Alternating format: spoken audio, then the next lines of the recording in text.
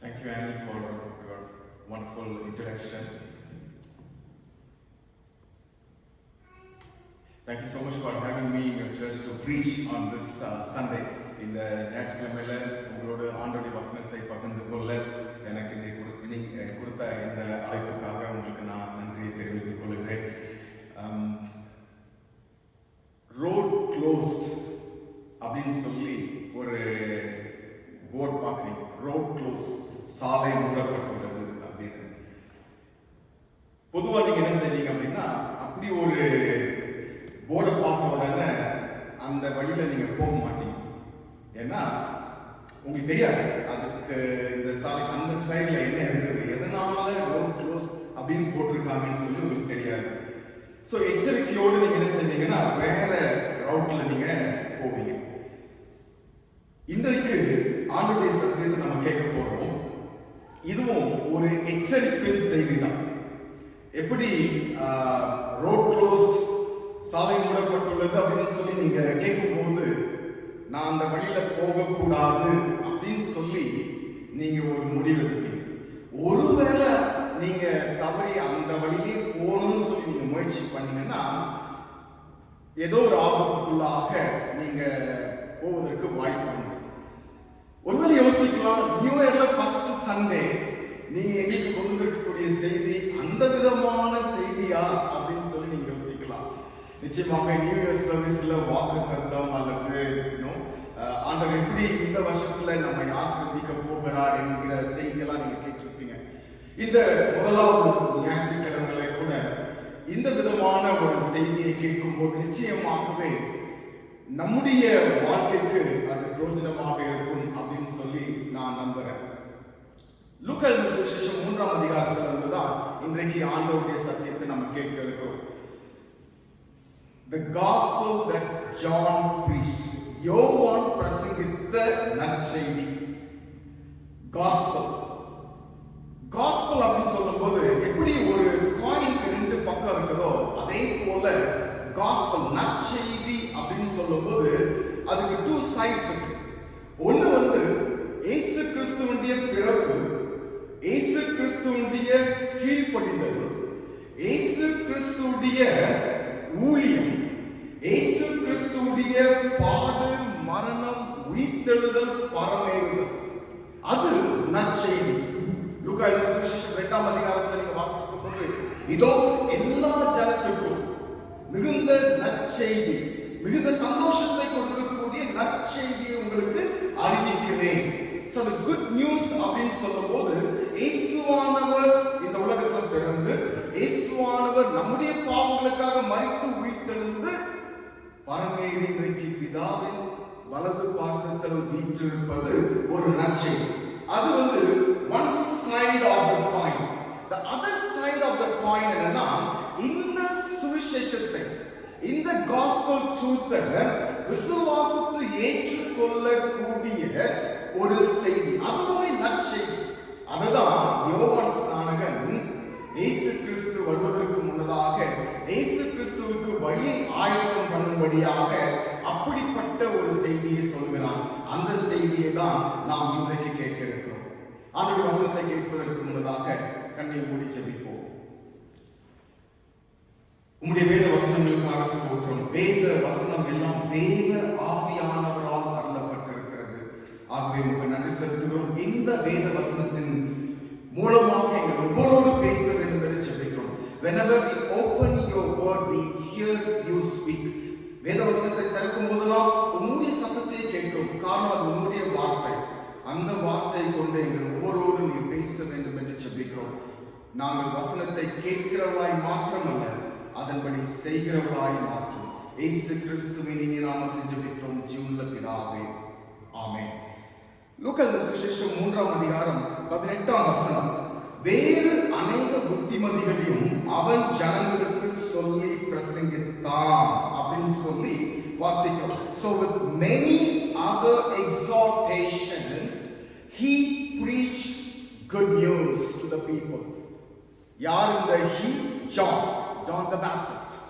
He preached good news. So இன்னைக்கு நான் சொல்ல போறது ஒருவேளை எச்சரிப்பாக இருந்தாலும், ஒரு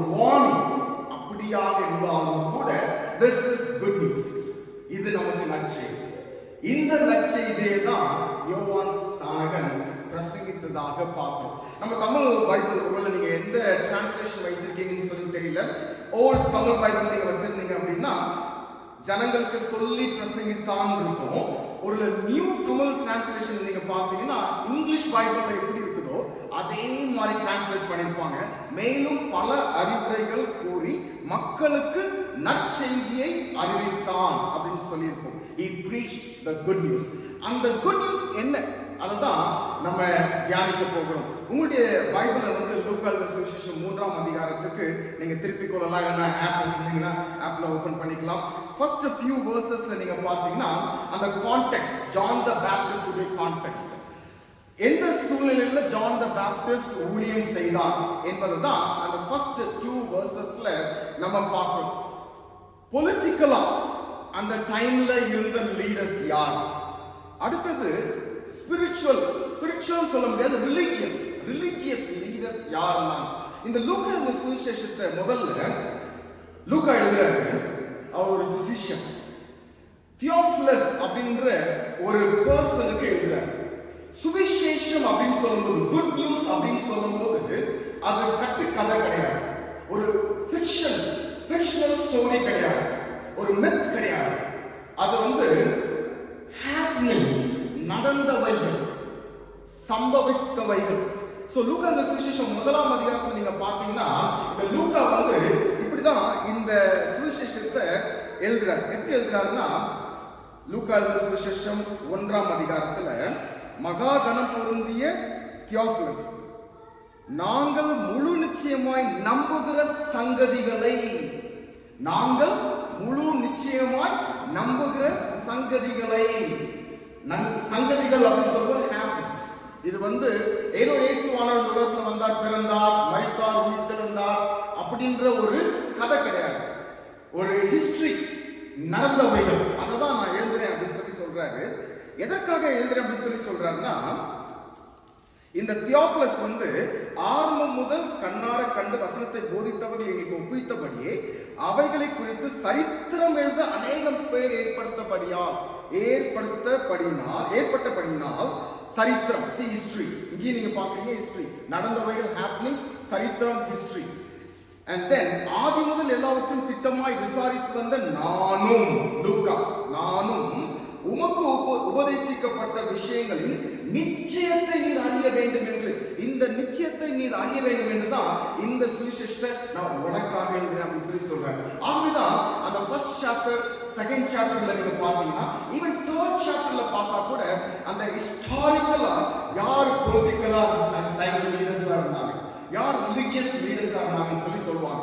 இது ரொம்ப முக்கியம். சில சமயத்துல பைபிள்ல அந்த நேம்ஸ்லாம் நம்ம பார்க்கும்போது என்ன இது நமக்கு ஒரு doesn't make any sense அப்படின்னு யோசிக்கும்.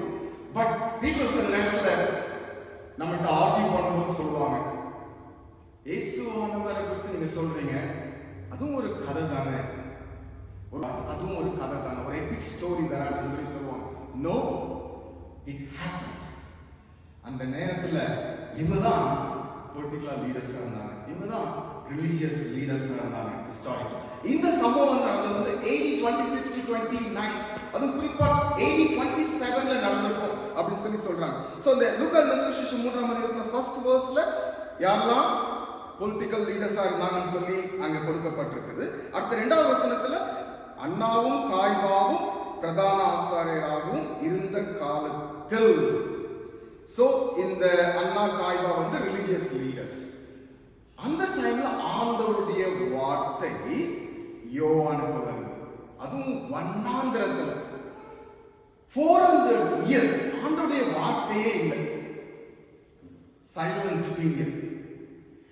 ஆண்டவருடைய வார்த்தை வருது 2ஆம் அதிகாரத்துல நீங்க பார்க்கும்போது மேய்ப்பர்களுக்கு தேவதூதன் மூலமாக வருது. 3ஆம் அதிகாரத்துல நீங்க பாத்தீங்கன்னா அன்றைக்கு லீடர்ஸா இருந்த அவங்களுக்கு வரல, ஒரு பேலஸ்க்கு வரல, அரண்மனையில கடவுளுடைய வார்த்தை வரல, அதே போல டெம்பிள்ல வரல. ரிலிஜியஸ் லீடர்ஸாக இருந்தாங்க அந்த டைம்ல, டெம்பிள்ல கூட ஆண்டவருடைய வார்த்தை வரல. ஆண்டவருடைய வார்த்தை எங்க வந்துச்சுன்னா வண்ணாந்திரத்துல வந்துச்சு அப்படின்னு சொல்லி பார்க்கிறோம். ஆசாரியராகவும் இருந்த காலத்தில் வனாந்திரத்திலே சகரியாவின் குமாரனாகிய யோவானுக்கு தேவனுடைய வார்த்தை உண்டாயிற்று. தேவனுடைய வார்த்தை பேலஸ்ல இல்ல, அரண்மனையில இல்ல, தேவனுடைய வார்த்தை டெம்பிள் இல்ல, ஆனா வனாந்திரத்துல இருந்துச்சு அப்படின்னு சொல்லி பார்க்கணும். 400 years சைலண்ட் பீரியடுக்கு அப்புறம் ஆண்டுடைய வார்த்தை யோவான் பெற்றுக்கொள்கிறார். இயேசு கிறிஸ்துவுக்கு வழியை ஆயத்தம் பண்ணும்படியான ஒரு அழைப்பை பெற்றுக்கொள்கிறார். அந்த அழைப்பை பெற்றுக்கொண்டதுக்கு பிறகுதான் யோர்தானுக்கு அருகே போய் அவன் நற்செய்தியை பிரசங்கிக்கிறான். அவனுடைய நற்செய்தியுடைய அந்த சமரி என்ன அப்படின்னு சொல்லி நீங்க பாத்தீங்கன்னா 6ஆம் வசனத்துல வாசிக்கிறோம். அவன் யோர்தான் நதிக்கு அருகான தேசமெங்கும் போய் பாவ மன்னிப்புக்கென்று மனம் திரும்புதலுக்கு ஏற்ற ஞானஸ்தானத்தை குறித்து பிரசங்கித்தான். அவனுடைய அந்த குட் நியூஸ் என்னன்னா, ஒருவேளை குட் நியூஸ் அப்படின்னு சொல்லும்போது you will be blessed, you will be a blessing, that is good news. இயேசு கிறிஸ்துவை சொந்த ரட்சகராக ஏற்றுக்கொண்டிருப்பதனால நாம் நிச்சயமாகவே ஆசீர்வதிக்கப்பட்டவர்கள். அதுல எந்த விதத்துல சந்தேகமே இல்லை. இந்த இடத்துல அந்த குட் நியூஸ் அப்படின்னு சொல்லி பார்க்கும்போது repent, மனம் திரும்புங்கள், அதுதான் யோவான் நற்செய்தியாக அந்த ஜனங்களுக்கு அறிவித்து வருகிறத நாம் பார்க்கிறோம். பாவ மன்னிப்புக்கென்று மனம் திரும்புதலுக்கு ஏற்ற ஞானஸ்தானத்தை குறித்து பிரசங்கித்து வந்தான் அப்படின்னு சொல்லி. சோ அடுத்த ஒரு 2 வசனத்துக்கு கீழே நீங்க பாத்தீங்கன்னா 8வது வசனத்துல மனம் திரும்புதலுக்கு ஏற்ற கனிகளை கொடுங்கள் அப்படின்னு சொல்றாரு. ஃபர்ஸ்ட் repent அப்படின்னு சொல்லி சொல்றாரு, மனம் திரும்புங்கள் அப்படின்னு சொல்லி சொல்றாரு. அடுத்தது bear fruits in keeping with repentance, மனம் திரும்புதலுக்கு ஏற்ற கனிகளை கொடுங்கள். நான் முதல்ல இந்த செய்தி ஆரம்பிக்கும் போது சொன்னேன், அந்த சுவிசேஷம் அப்படின்னு சொல்லும்போது அதுக்கு 2 சைடு இருக்கு. ஒரு சைடு கிறிஸ்து நமக்காக சிலுவையில செய்து முடித்தது, நம்முடைய பாவங்களுக்காக, நம்முடைய அக்கிரமங்களுக்காக அவர் தம்மையே ஒப்பு கொடுத்து நமக்கு வர வேண்டிய தேவ கோபாக்கினை அவர் சிலுவை மீது தம் மீது ஏற்றுக்கொண்டது. அது சுவிசேஷத்தின் ஒரு பக்கம். அடுத்த பக்கம் என்னன்னா மனம் திரும்புதலுக்கு ஏற்ற கனிகளை கொடுப்பது. இது சுவிசேஷத்தின் மறுபக்கம். இந்த செய்தியை தான் நற்செய்தியாக யோவான் அறிவித்து வருகிறார். அப்போ அங்க ஜனங்க கேக்குறாங்க. சோ 7ஆம் வசனத்துல வாசிக்கிறோம், அவன் தன்னிடத்தில் ஞானஸ்நானம் பெறும்படிக்கு புறப்பட்டு வந்த திரளான ஜனங்களை நோக்கி, ஃபர்ஸ்ட் அவன் செய்யக்கூடியது என்னன்னா, விரியன் பாம்பு குட்டிகளை வரும் கோபத்துக்கு தப்பித்துக் கொள்ள உங்களுக்கு வகை காட்டினவன் யார்? இந்த வசனத்துல நம்ம பார்க்கக்கூடியது என்னன்னா, யோவான் ஸ்நானகன் என்ன சொல்றான்னா, do not escape, repent, do not escape, தப்பித்துக் கொள்ளாதீர்கள். ஒரு எக்ஸாம்பிள் சொல்றேன், விரியன் பாம்பு குட்டிகளே. ஏன் அந்த விரியன் பாம்பு குட்டிகளை சொல்றாரு அப்படின்னா, அந்த விரியன் பாம்பு ஃபயர் இருக்குன்னா அந்த ஃபயர் கிட்ட போகாது, அந்த ஃபயருக்கு வெளியே அப்படியே நடுவு தப்பித்து போக ட்ரை பண்ணும். அந்த மாதிரி நீங்க தப்பித்துக் கொள்ள முயற்சிக்க வேண்டாம், repent அப்படின்னு சொல்லி சொல்றாரு. ஃபர்ஸ்ட் என்ன சொல்றாருன்னா, do not escape, தப்பித்துக் கொள்ள வேண்டாம், மனம் திரும்புங்கள் அப்படின்னு சொல்லி சொல்றாரு. அடுத்தது அவர் என்ன சொல்றாருன்னா, அதே 8ஆம் வசனத்துல வாசிக்கிறோம், மனம் திரும்புதலுக்கு ஏற்ற கனிகளை கொடுங்கன்னு சொல்லிட்டு, ஆபிரகாம் எங்களுக்கு தகப்பன் என்று உங்களுக்குள்ளே சொல்ல தொடங்காதிருங்கள், தேவன் இந்த கல்லுகளினாலே ஆபிரகாமுக்கு பிள்ளைகளை உண்டு பண்ண வல்லவராயிருக்கிறார் என்று உங்களுக்கு சொல்லுகிறேன். ஆபிரகாம் எங்களுக்கு தகப்பன் என்று உங்களுக்குள்ளே சொல்லாதிருங்கள். இந்த இடத்துல நம்ம என்ன பார்க்கிறோம் அப்படின்னா, இவங்க ஜனங்கள் சத்தியத்தை கேட்கிறாங்க, சுவிசேஷத்தை கேட்கிறாங்க, வராங்க, ஞானஸ்நானத்தை பெற்றுக்கொள்ளும்படியாக வராங்க. ஆனாலும் அவங்களுக்குள்ளாக இருக்கக்கூடியது என்னன்னா, ஆபிரகாம் எங்களுக்கு தகப்பன். இந்த இடத்துல நான் நினைக்கிறேன், ஜான் தி பேப்டிஸ்ட் என்ன சொல்ல வர்றாருன்னா, ஃபர்ஸ்ட் do not escape அப்படின்னு சொல்லி சொல்றாரு. அடுத்து என்ன சொல்றாருன்னா, இந்த ஹிஸ்டாரிக்கலா ஆபிரகாமை பத்தி கொண்டு வந்து என்ன சொல்றாருன்னா, do not presume, ஆபிரகாம் சந்ததியில வரனால உங்களுக்கு இந்த நற்செய்தியில பங்கு கிடையாது, வேண்டாம் அப்படி நினைக்காதீங்க. you need to repent. நீங்க ஆபிரகாம் சந்ததியில வந்தவர்களாக இருக்கலாம், but I don't மனம் திரும்புங்கள், மனம் திரும்புதலுக்கு ஏற்ற கனிகளை கொடுங்கள். இது நமக்கு எப்படி பொருந்தும் அப்படின்னு சொல்லி யோசிச்சு பார்த்தோம்னா, சில நேரத்துல நம்ம கிறிஸ்தவ குடும்பத்துல பிறந்தனால நம்ம என்ன யோசிப்போம்னா, ஓ வா தட்ஸ் இட், நான் கிறிஸ்டியன் அப்படின்னு சொல்லி யோசிப்போம். No, do not presume. யூகித்துக் கொள்ளக்கூடாது. நான் ஒரு கிறிஸ்தவன் because I was born and raised in a Christian home. இந்த சுவிசேஷம், இந்த நற்செய்தியை இயேசு நமக்காக எனக்காக சிலுவையில் செய்த இந்த காரியத்தை ஏற்று நம்முடைய பாவங்களை அறிக்கையிட்டு அவர் சிலுவையில் நமக்காக செய்தவைகளை விசுவாசித்து ஏற்றுக்கொள்ளும் போதுதான் அந்த நற்செய்தி நமக்கு நற்செய்தியாக இருக்கும். அது மாத்திரமல்ல, நாம் உண்மையிலே ஆண்டவருடைய பிள்ளைகளாக மாறுகிறோம். So do not presume. Abraham எங்களுக்கு தகப்பன் அப்படின்னு சொல்லி யூகித்துக் கொள்ளாதீங்க. You must repent, மனம் திரும்புங்கள் அப்படின்னு சொல்லி சொல்றேன். சில நேரத்தில் யோசிப்போம் தெரியுமா, if we go to the right church, oh wow, I need not repent அப்படின்னு சொல்லி யோசிப்போம். இல்லைன்னா ஒரு ரைட் பாஸ்டர் கீழே இருக்கிறோம், maybe ஒரு thousands of people போகக்கூடிய ஒரு சர்ச்ல இருக்கும், so I need not repent. இதெல்லாம் presume பண்ணிக்கிறது, யூகித்துக் கொள்கிறது. I need not repent அப்படின்னு சொல்லி யோவான் ஸ்நானன் சேனல் பார்த்து சொல்றாரு, do not escape, தப்பித்துக் கொள்ள வேண்டாம். அடுத்தது do not presume, யூகித்துக் கொள்ள வேண்டாம் அப்படின்னு சொல்லி சொல்றாரு. மூன்றாவது என்ன சொல்றாருன்னா, அடுத்த வசனத்துல வாசிக்கிறோம், 9ஆம் வசனத்துல, இப்பொழுதே கோடாரியானது மரங்களின் வேர் அருகே வைக்கப்பட்டிருக்கிறது. அந்த இப்பொழுதே அப்படின்னு சொல்லும் போது யோவான் என்ன சொல்ல வரார் நான் நினைக்கிறேன் தெரியுமா, do not delay, do not escape, do not presume, do not delay, repent. இதுதான் நற்செய்தியாக யோவான் ஸ்நானகன் அன்றைக்கு கூடி வந்த ஜனங்களுக்கு அறிவித்ததாக பார்க்கிறோம். மனம் திரும்புங்கள் அப்படின்னு சொல்லும் போது இது ஜஸ்ட் ஃபீலிங் சாரி, இல்லைன்னா ஆஸ்கிங் சாரி, அது மட்டும் கிடையாது. ஓகே, இது ஈவன் அதை காட்டிலும் நாட் ஜஸ்ட் ஃபீலிங் சாரி, நம்முடைய பாவத்துக்காக வருந்துவது மாத்திரமல்ல, பாவத்துக்காக மன்னிப்பு கேட்பது மாத்திரமல்ல, பாவத்திலிருந்து விலகி தேவனிடம் திரும்புவதுதான் ரிப்பெண்டன்ஸ். அதுதான் செய்யணும் அப்படின்னு சொல்லி யோவான் ஸ்நானகன் சொல்றார்.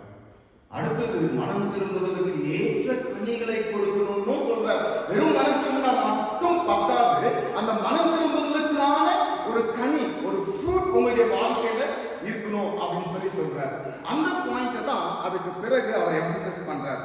அப்போ 10th verseல வாசிக்கிறோம், அப்பொழுது ஜனங்கள் அவனை நோக்கி, அப்படியானால் நாங்கள் என்ன செய்ய வேண்டும்? இன்றைக்கு நிச்சயமாக 2 காரியம் நடக்கும். ஒண்ணு, யோவான் ஸ்நானகனை போல நற்செய்தியை பிரசங்கிக்கிறவர்கள் வேண்டும். ஓகே, மனம் திரும்ப வேண்டும், do not escape, do not presume, do not delay அப்படின்னு சொல்லி இந்த செய்தியை சொல்லக்கூடியவர்கள் வேண்டும்.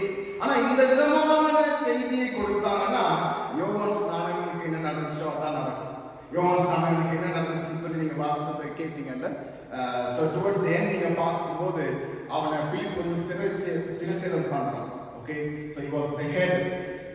உண்மையா சத்தியத்தை சொல்லணும்னா சில நேரத்துல அதுக்குரிய விலைக்கிரயத்தை செலுத்தியே ஆக வேண்டும். and John the Baptist paid the cost. okay, but we need such preachers and teachers. இந்த சுவிசேஷத்தை மனம் திரும்புவதற்கு ஏற்ற சுவிசேஷத்தை சொல்லக்கூடியவங்க நிச்சயமாக வேண்டும். அதே போல இந்த வசனத்துல வாசித்தது, அப்பொழுது ஜனங்கள் அவனை நோக்கி, அப்படியானால் நாங்கள் என்ன செய்ய வேண்டும்? இப்படிப்பட்ட விசுவாசிகள் வேணும். யோவான் ஸ்நானகனை போல பிரசங்கிக்கக்கூடியவர்கள் வேண்டும். அந்த பிரசங்கத்தை கேட்கும் போது அப்படின்னா நாங்க என்ன செய்யணும் அப்படின்னு சொல்லி கேட்கக்கூடிய விசுவாசிகள் வேணும். அந்த நேரத்துல ஜனங்க யோவான் ஸ்நானகனுடைய நற்செய்தியை கேட்கும் போது do not presume, do not escape, do not delay அப்படின்னு சொல்லும் போது நாங்க என்ன செய்யணும் அப்படின்னு சொல்லி கேட்கிறாங்க. ஃபர்ஸ்ட் அந்த இடத்துல நம்ம பார்க்கக்கூடியது என்னன்னா, ஜனங்கள் 11ஆம் வசனத்துல வாசிக்கிறோம். அவர்களுக்கு அவன் பிரதியுத்தரமாக, 2 அங்கிகளை உடையவன் இல்லாதவனுக்கு கொடுக்க கடவன், மனம் திரும்புதலுக்கு ஏற்ற கனியை கொடுக்கணும்னு சொல்றாருல. அந்த மனம் திரும்புதலுக்கு ஏற்ற கனியை எம்பசைஸ் பண்ணக்கூடிய விதத்துல இதை சொல்றாரு. என்ன சொல்றாரு? 2 அங்கிகள் வச்சிருந்தீங்கன்னா இல்லாதவங்களுக்கு கொடு அப்படின்னு சொல்றாரு. தென் டாக்ஸ் கலெக்டர்ஸ் வராங்க. First crowd. அந்த கிரவுடுக்கு ஒரு விதமான ரெஸ்பான்ஸை கொடுக்கிறார் ஜான் தி பேப்டிஸ்ட். மனம் திரும்புதலுக்கு ஏற்ற கனி கொடுக்கணும் அப்படின்னா உங்கள்கிட்ட இருக்கிறத நீங்க ஷேர் பண்ணுங்கன்னு சொல்றாரு. உண்மையான ரிப்பெண்டன்ஸ் உங்களுக்கு இருந்துச்சுன்னா ஷேர் யுவர் ரிசோர்சஸ் அப்படின்னு சொல்றாரு. அடுத்தது டாக்ஸ் கலெக்டர்ஸ்க்கு என்ன சொல்றாங்கன்னா, ஆயக்காரரும் ஞானஸ்நானம் பெற வந்து அவரை நோக்கி, போதகரை நாங்கள் என்ன செய்ய வேண்டும் என்று கேட்டார்கள். ரொம்ப சூப்பர். டாக்ஸ் கலெக்டர்ஸ் அவங்களுக்கு என்ன சொல்றாருன்னா, அதற்கு அவன், உங்களுக்கு கட்டளையிட்டு இருக்கிறதற்கு அதிகமாய் ஒன்றும் வாங்காதிருங்கள் சொல்றார். தேர்ட் வந்து போர் சேவகர்கள், soldiers. 3 kinds of group, 3 groups of people வராங்க. அடுத்தது போர் சேவகர்கள். அவங்க என்ன சொல்றாங்கன்னா, நாங்கள் என்ன செய்ய வேண்டும் என்று கேட்டார்கள். அதற்கு அவன், நீங்கள் ஒருவருக்கும் இடுக்கண் செய்யாமலும் பொய்யாய் குற்றம் சாட்டாமலும் உங்கள் சம்பளமே போதும் என்றும் இருங்கள் சொல்றார். இந்த இடத்துல 2 விதமான காரியத்தை உங்களுக்கு நான் சொல்ல விரும்புறேன். 2 விதமான காரியம். ஒண்ணு வந்து, இந்த ஜான் தி பேப்டிஸ்ட் சொல்லல அப்படின்னா, ஜனங்களை பார்த்தோ இல்லைன்னா டாக்ஸ் கலெக்டர்ஸை பார்த்தோ இல்லைன்னா சோல்ஜர்ஸை பார்த்தோ நீங்க செய்யற வேலை சரியான வேலை இல்லை, வேற வேலையை பார்த்துக்கோங்க அப்படின்னு சொல்லல. சில நேரத்தில் நம்ம அப்படி யோசிப்போம், நம்ம இந்த இடத்துல இருக்கிறது நமக்கு சாட்சியா இருக்க முடியலையே, இந்த வேலையில நம்ம வந்து உண்மையுத்தமா இருக்கணும்னு விரும்புறோம், இருக்க முடியும்னு யோசிப்போம். ஆனா யோவான் ஸ்நானகன் வந்து அந்த ஜனங்களை பார்த்தோ அல்லது ஆயக்காரரை பார்த்தோ டாக்ஸ் கலெக்டரை பார்த்தோ இந்த ஜாபை விட்டுட்டு வேற வேலையை செய்யுங்க, அங்க நீங்க மனம் திரும்புதலுக்கு ஏற்ற கனியை கொடுக்க முடியும்னு சொல்லல, இருக்கிற வேலையில இருக்கணும்னா சொல்றாரு. ஓகே, வர்க் வந்து it's a gift from God. ஆண்டவர் நமக்கு கொடுத்திருக்கிற வேலை வந்து அவருடைய gift. இயேசு கிறிஸ்து தான் indescribable gift. தேவன் அருளிய சொல்ல முடியாத ஈவு இயேசு கிறிஸ்து. அவரை நமக்கு ரட்சகராக கொடுத்தது வந்து பெரிய gift. ஆனா அவர் நிறைய gifts தந்திருக்கிறாரு. அதுல ஒரு gift வந்து என்ன தெரியுமா? வேலை. நிறைய நேரத்தில் நம்ம யோசிப்போம் என்னன்னா, ஒர்க் வந்து ஃபால் ஜெனிசிஸ் சாப்டர் 3க்கு பிறகு வந்தது. அதனாலதான் அந்த ஒர்க்ல வேர்வை சிந்த வேண்டியிருக்கு, கஷ்டங்கள் அனுபவிக்க வேண்டியிருக்கு அப்படின்னு சொல்லி யோசிக்கிறோம். பட் ஆனா ஒர்க் வந்து ஜெனிசிஸ் சாப்டர் 3க்கு அப்புறம் வரல. ஜெனிசிஸ் சாப்டர் 2லயே first of all our God is a worker. Okay, he created this beautiful work. அவர் வந்து ஒரு குட் worker. அடுத்தது பாத்தீங்கன்னா, ஆதாம படைத்ததுக்கு அப்புறம் நிலத்தை பண்படுத்தவும் பராமரிக்கவும் வைக்கிறார். So he gave him work. யாருக்கு? ஆதாமுக்கு. நிலத்தை பண்படுத்தணும் பராமரிக்கணும்னு சொல்லி. ஜெனிசிஸ் சாப்டர் 3ல தான் அந்த கீழ்ப்படியாமையின் மூலமாக தான் அந்த ஒர்க்ல வந்து கொஞ்சம் ஃப்ரஸ்ட்ரேஷன், ஒர்க்ல வந்து சில கஷ்டங்கள், சில நேரத்தில் ஹார்ட் ஒர்க் பண்ண வேண்டியிருக்கு. பட் ஆனால் ஒர்க் வந்து it's a gift from God. So கடவுள் வந்து உங்களை ஏதாவது வேலையில வைத்திருந்தாலும் you should be thankful to God for that. கடவுளுக்கு நீங்க நன்றி சொல்ல கடமைப்பட்டிருக்கிறீங்க. And God wants you to stay there unless God has something different for you. கடவுள் உங்களுக்காக வேற ஏதாவது வைத்திருந்தார் தவிர இருக்கிற கொடுத்திருக்கிற வேலைக்காக ஆண்டவருக்கு நன்றி சொல்லிட்டு அந்த இடத்துல எப்படி மனம் திரும்புதலுக்கு ஏற்ற விதத்துல கனிகளை கொடுப்பது அப்படின்னு சொல்லி தான் நம்ம யோசிக்கணும். ஸோ ஃபர்ஸ்ட் வந்து யோவான் ஸ்நானகன் 3 விதமான ஜனங்களுக்கு சொல்லக்கூடியது என்னன்னா, நீங்க விட்டுட்டு வேற வேலைக்கு போங்க அப்படின்னு சொல்லவே இல்லை, இருக்கிற இடத்துல எப்படி வாழணும்ன்ற. அடுத்தது நீங்க கவனித்து பார்த்தீங்கன்னா இன்னொரு காரியம் அங்க நீங்க பார்ப்பீங்க. 3 பேருக்கும் சொல்லக்கூடியது வந்து பணத்தின் அடிப்படையிலான காரியம். 3 பேருக்குமே ஜனங்களுக்கும் சொல்றாரு. என்ன சொல்றாரு? 2 அங்கிகளை உடையவன் இல்லாதவனுக்கு கொடுக்க கடவன் சொல்லி சொல்றாரு. ஆயக்காரருக்கு உங்களுக்கு கட்டளையிட்டு இருக்கிறதற்கு அதிகமாய் ஒன்றும் வாங்காதீர்கள் சொல்லி சொல்றாரு. போர்ச்சேவர்களுக்கு நீங்கள் ஒருவருக்கும் இடுக்கண் செய்யாமலும் பொய்யாய் குற்றம் சாட்டாமலும் உங்கள் சம்பளமே போதும் என்று இருங்கள் அப்படின்னு சொல்லி சொல்றாரு. ஏன் இந்த 3 பேருக்கு சொல்லக்கூடியது பணத்தின் அடிப்படையில் இருக்கு அப்படின்னு கொஞ்சம் யோசித்து பார்த்தீங்கன்னா, இதே லூக்கா எழுதின சுவிசேஷத்துல நீங்க வாசிக்கும் போது 16ஆம் அதிகாரத்துல தேவனுக்கும் உலக பொருளுக்கும் ஊழியம் செய்யவங்களா கூடாது. சில நேரத்துல பண ஆசை எல்லா தீமைக்கும் வேறா இருக்கிறதாக பார்க்கிறோம். பண ஆசை சில நேரத்துல தேவனிடமிருந்து நம்மை பிரித்து வைக்கக்கூடியதாக இருக்கும். பணத்துக்கும் உலக பொருளுக்கும் தேவனுக்கும் ஊழியம் செய்ய ஒருவனாலும் முடியாது, ஒருவனாலும் கூடாது. அததான் யோவான் ஸ்நானகன் நற்செய்தியாக அன்றைக்கு ஜனங்களுக்கு அறிவிக்கிறார். மனம் திரும்புங்கள், மனம் திரும்புதலுக்கு ஏற்ற கனிகளை கொடுங்கள். Do not escape, do not presume, do not delay சொல்லிட்டு அந்த 3 விதமான ஜனங்களும் ஞானஸ்நானம் பெறும்படி வரும்போது அவங்களுக்கு நீங்க இந்த வேலையை விட்டுட்டு வேற வேலைக்கு போங்கன்னு சொல்லாம இருக்கிற இடத்துல நீங்க எப்படி மனம் திரும்புவதற்கு ஏற்ற கவலை கொடுக்க முடியும் அப்படின்னு சொல்லக்கூடியவராக நாம் பார்க்கிறோம். இறுதியில உங்களுக்கு நான் யோவான் எழுதின சுவிசேஷம் 15ஆம் அதிகாரத்திலிருந்து இந்த இடத்துல repent அப்படின்னு சொல்றாரு. அடுத்தது மனம் திரும்புவதற்கு ஏற்ற கனிகளை கொடுங்க. அந்த யோவான் எழுதின சுவிசேஷம் 15ஆம் அதிகாரத்தில் நீங்க பார்த்தீங்கன்னா, நீங்க உங்க டைம் கிடைக்கும் போது நீங்க அந்த பைபிள்ல அந்த பேசேஜ் நீங்க படித்து பாருங்க. அந்த ஃபர்ஸ்ட் பேசேஜ்ல நோ ஃப்ரூட்னு இருக்கும், நோ ஃப்ரூட், அடுத்தது ஃப்ரூட், அப்புறம் மோர் ஃப்ரூட், அப்புறம் மச் ஃப்ரூட், அப்புறம் fruit that will last forever. No fruit to bearing fruit, bearing fruit to bearing more fruit, more fruit to much fruit, and then fruit that will abide forever. உங்கள் கனி நிலைத்திருக்கக்கூடிய விதத்தில் இருக்கும்.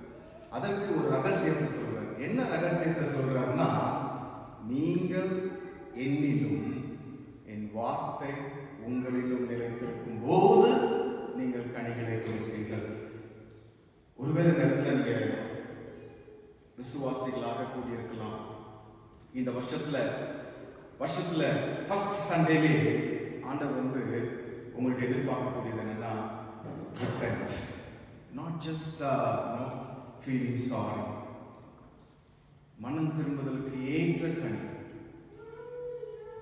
அந்த மனம் திரும்புதலுக்கு ஏற்ற கனி நம்ம எப்படி கொடுக்க முடியும் அப்படின்னு பார்த்தீங்கன்னா, நாம் அவரிலும் அவருடைய வார்த்தை நம்மிலும் நிலைத்திருக்கும் போது மாத்திரம்தான். இந்த நியூ இயர்ல if you want to bear fruit, விசுவாசிங்க டிசைபிள்ஸ் அப்படின்னு சொல்லி எப்படி உலகத்தாருக்கு தெரியுமா? நம்முடைய கனிகளினால் அவர்களை அறிவீர்கள். அப்படின்னா நாம் மனம் திரும்புதலுக்கு ஏற்ற கனியை கொடுக்க தேவன் நம்மை அழைக்கிறார். அதன் மூலமாக தான் உலகத்தாருக்கு நம்ம விசுவாசிகள் அப்படின்னு சொல்லி தெரியும். சர்ச்சுக்கு போவதனால அல்ல, ஆபிரகாமின் சந்ததியில வந்தவங்க என்பதனால அல்ல, பட் உண்மையாகவே இயேசு கிறிஸ்துவை சொந்த ரட்சகராக ஏற்றுக்கொண்டு மனம் திரும்புதலுக்கு ஏற்ற விதத்துல கனியை கொடுக்கும் போது கனிகளால நாம் அறியப்படுவோம். இந்த உலகத்துக்கு நம்ம ஒரு உப்பாக வெளிச்சமாக காணப்படுவோம். இந்த நற்செய்தியை யோவான் ஸ்நானகன் இந்த பகுதியில் பிரசங்கிக்கிறார். இதேதான் லூக்கா எழுதின சுவிசேஷத்துல 13ஆம் அதிகாரத்துல இயேசுவானவர் பிரசங்கிக்கிறார். ஒருவேளை நீங்க யோசிக்கலாம், இது யோவான் ஸ்நானகன் சொன்ன செய்தி தானே, நம்ம எல்லாம் வர்ஷிப் பண்றது யோவான் ஸ்நானகன் கிடையாது, இயேசுவானவர் தானே, இயேசுவானவர் என்ன சொல்றார் அப்படின்னு சொல்லி யோசிப்போம். இதே செயின் ஆஃப் தாட்ஸ்ல ஜீசஸ் கிரைஸ்ட் கூட அவர் பிரசங்கிக்கிறத பார்க்கணும். 13ஆம் அதிகாரத்துல 2 எக்ஸாம்பிள் கொடுக்கிறார். ஒண்ணு அங்க நடந்த சம்பவத்தின் அடிப்படையில் பிலாத்து சில கலிலேயருடைய ரத்தத்தை அவர்களுடைய பலிகளோட கலந்திருந்தான். அந்த வேளையிலே அங்க இருந்தவர்கள் சிலர் அந்த செய்தியை அவருக்கு அறிவித்தார்கள். அவருக்கு யாரு? இயேசுவுக்கு அறிவித்தார்கள். இயேசு அவனுக்கு பிரதித்திரமாக, அந்த கலிலேயருக்கு அப்படிப்பட்டவைகள் சம்பவித்ததினாலே மற்ற எல்லா கலிலேயரை பார்க்கிலும் அவர்கள் பாவிகளா இருந்தார்கள் என்று நினைக்கிறீர்களோ அப்படின்னு சொல்லிட்டு இயேசுவானவர் என்ன சொல்றாருன்னா, நீங்கள் மனம் திரும்பாமல் போனால் எல்லாரும் அப்படியே கெட்டு போவீர்கள். அந்த மனம் திரும்புங்கள், அதே லைன், அதே செயின் ஆஃப் தாட்ல தான் இயேசுவானவர் அன்றைக்கு பிரசங்கித்ததாக பார்க்கிறோம். நீங்களும் மனம் திரும்பலன்னா உங்களுக்கு இதுதான் அப்படின்னு சொல்றார். அடுத்தது 4ஆம் வசனத்துல, சீலோவாமிலே கோபுரம் விழுந்து 18 பேரை கொன்றது எருசலேமில் குடியிருக்கிற மனுஷர் எல்லாரிலும் அவர்கள் குற்றவாளிகளாய் இருந்தார்கள் என்று நினைக்கிறீர்களோ? அவங்க குற்றம் செய்தனால, பாவம் செய்தனால அவங்களுக்கு அப்படி ஆயிடுச்சு நினைக்கிறீங்களா? இல்ல, அப்படி அல்லவென்று உங்களுக்கு சொல்லுகிறேன். நீங்கள் மனம் திரும்பாமல் போனால் எல்லாரும் அப்படியே கெட்டு போவீர்கள். 2 டைம் அதே தீமை எம்பசிஸ் பண்ணி இயேசுவானவர் சொல்லக்கூடியதை பார்க்கிறோம். மனம் திரும்புங்கள், ரிப்பெண்ட் அப்படின்னு சொல்றார். இதை சொல்லிட்டு 2 சம்பவங்களை சொல்லிட்டு, நிஜமா நடந்த சம்பவங்களை சொல்லிட்டு ஒரு ஓமையை சொல்றார். உடனே என்ன ஓமையை சொல்றாருன்னா, ஒருவன் தன் திராட்சை தோட்டத்தில் ஒரு அத்தி மரத்தை நட்டிருந்தான். அவன் வந்து அதில் கனியை தேடின போது ஒன்றும் காணவில்லை. யோவான் ஸ்நானகன் பிரசங்கித்த செய்தி வந்து மனம் திரும்புங்கள், மனம் திரும்புதலுக்கு ஏற்ற கனிகளை கொடுங்கள். இங்க இயேசுவானவர் பிரசங்கிக்க கூடியது என்னன்னா, மனம் திரும்புங்கள் சொல்றாரு. மனம் திரும்புதலுக்கு ஏற்ற கனிகளை கொடுக்கணும் அப்படின்ற அந்த பாயிண்ட் எம்பசிஸ் பண்றதுக்கு ஒரு பேரபிளை சொல்றாரு. ஓகே, அந்த பேரபிள் தான் நான் இப்போ வாசித்தேன். ஒரு அத்தி மரத்தை நட்டிருந்தான். அவன் வந்து அதுல கனியை தேடின போது ஒன்றும் காணவில்லை. அப்பொழுது அவன் தோட்டக்காரனை நோக்கி, இதோ 3 வருஷமா இந்த அத்தி மரத்தில் கனியை தேடி வருகிறேன், ஒன்றையும் காணவில்லை. இதை வெட்டி போடு, இது நிலத்தையும் ஏன் கெடுக்கிறது என்றான். அதற்கு அவன், ஐயா, இந்த 1 வருஷமும் இருக்கட்டும், நான் இதை சுற்றிலும் கொத்தி எரி போடுவேன். கனி கொடுத்தால் சரி, கொடாவிட்டால் இனிமேல் இதை வெட்டி போடலாம் என்று சொன்னான். 1 வருஷம். நீங்க யோசிப்பீங்க, ஏன் ஃபர்ஸ்ட் வீக்ல இந்த செய்தி அப்படின்னு. எஸ், நீங்க நல்ல ப்ராமிசஸ்லாம் பெற்றிருப்பீங்க ஆண்டவர்கிட்ட இருந்து, சில டிசிஷன்ஸ்லாம் எடுத்திருப்பீங்க, நியூ இயர் ரெசல்யூஷன்ஸ்லாம் மேக் பண்ணிருப்பீங்க. அதை நினைவுபடுத்த தான் இந்த செய்தியை உங்களுக்கு இன்றைக்கு நான் சொல்ல விரும்பினேன். மனம் திரும்புங்கள், மனம் திரும்புதலுக்கு ஏற்ற கனியை கொடுங்கள். இன்னொரு வருஷத்தை தேவன் கிருபையா நமக்கு கொடி கொடுத்திருக்கார். எதற்காக நம்ம கனி கொடுக்கணும் அப்படின்னு சொல்லி, கனி கொடாம இருந்ததுல இருந்து கொஞ்சம் கனி, அப்புறம் மோர், அப்புறம் மச், அப்புறம் நிலைத்து நிற்கக்கூடிய விதத்துல கனி. அதன் மூலமாக உங்களை அவருடைய சீஷர்கள் என்று ஜனங்கள் அறிவார்கள். இருக்கிற வேலையில ஆண்டுக்கு மகிமையாக நாம் அதை செய்வோம்.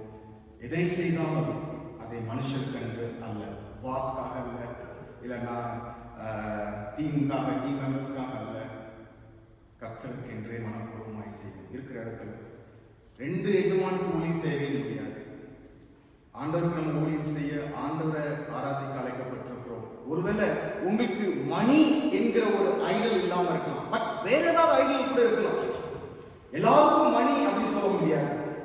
சில பேருக்கு வந்து வேறு விதமான ஒருவேளை அத்தாரிட்டி, பொசிஷன், பவர், அது ஒரு ஐடலாக இருக்கலாம். சில நேரத்தில் ஃபேமிலி, அது ஐடலாக கூட மாற வாய்ப்பு. என்னை போன்றவர்களுக்கு மினிஸ்ட்ரி சில நேரத்தில் ஐடலாக மாறுவதற்கு வாய்ப்பு உண்டு. 2 எஜமானுக்கு ஊழியம் செய்யவே முடியாது. ரிப்பெண்ட். இன்றைக்கு ஆண்டவர் உங்களுக்கு சொல்லக்கூடிய செய்தி இதுதான். ரிப்பெண்ட், மனம் திரும்புங்கள், மனம் திரும்புவதற்கு ஏற்ற கனிகளை கொடுங்கள். To not escape. விரியன் பாம்பு மாதிரி அப்படியே அந்த ஃபயரை பார்க்கணும் அப்படியே ஓடிடாதீங்க. ஓகே, இந்த வருஷம், இன்னொரு வருஷம் ஆண்டவர் நமக்கு கிருபையாக கொடுத்திருக்கிறார்.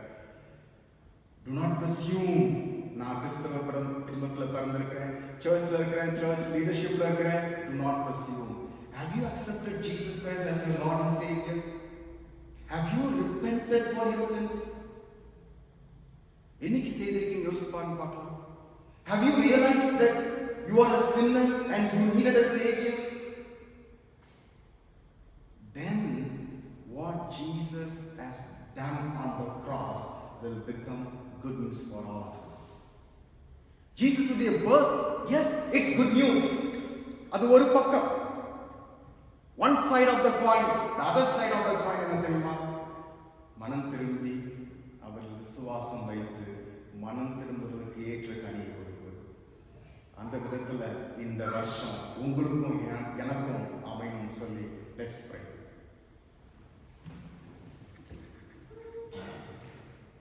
Repent, மனம் திரும்புங்கள். மனம் திரும்புவதற்கு ஏற்ற கனி கேட்டாங்களே, ஒரு ஒரு few seconds அமைதியாக இருந்து, ஆண்டவரே நான் என்ன செய்யணும் சுவாமி அப்படின்னு கேட்கிறீங்களா?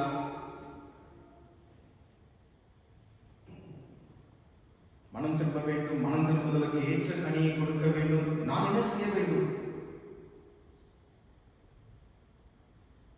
2 எஜமான் ஊழியம் செய்ய முடியாது. நான் ஊழியம் செய்யக்கூடிய இன்னொரு எஜமான் யார்?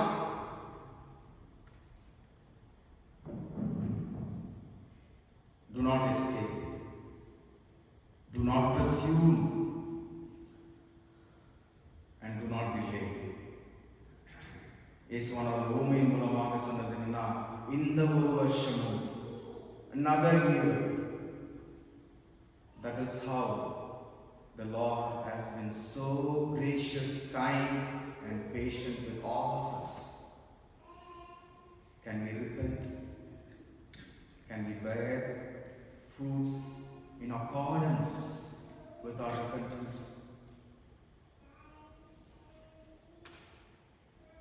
ஆண்டவரே, வசனத்தை எங்களுக்கு நீர் ஞாபகப்படுத்துவதற்காக ஸ்தோத்திரம், எங்களோடு பேசுவதற்காக ஸ்தோத்திரம். வசனத்தின் மூலமாக எங்களுடைய வாழ்க்கையில கூட சுவாமி இந்த மெய்யான மனம் திரும்புதலுக்கு ஏற்ற கனிகளை கொடுப்பது காணப்பட ஜெபிக்கிறோம் சுவாமி. எங்களுடைய வாழ்க்கையில உம்முடைய வார்த்தை நிலைத்திருக்க வேண்டும் என்று ஜெபிக்கிறோம். நாங்கள் உண்மையில் நிலைத்திருக்க வேண்டும் என்று ஜெபிக்கிறோம். அப்பொழுதுதான் மிகுந்த கனியை கொடுக்க முடியும். அப்படிப்பட்ட விதத்துல எங்களுக்கு உதவி செய்யுங்க. அப்படிப்பட்ட விதத்துல இந்த நியூ இயரை ஆசீர்வதித்து தாரும். இயேசு கிறிஸ்துவின் இனிய நாமத்தில் ஜெபிக்கிறோம் பிதாவே.